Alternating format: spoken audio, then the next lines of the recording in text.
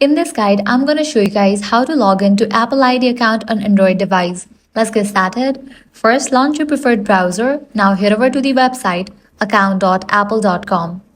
You will be directed to this page. Now click on this arrow icon given at the top right. Select the option Sign In. You will be directed to the login page.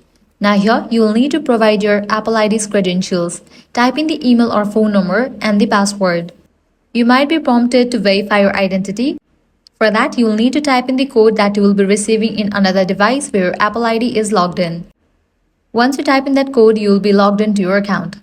Once logged in, here you can manage everything: your email and phone numbers, password and security settings, account recovery, legacy contacts, sign in with Apple, app-specific passwords, and more, all straight from your Android device. And that's it. You have successfully logged into your Apple ID on Android. If this guide helped you out, do not forget to like, share, and subscribe.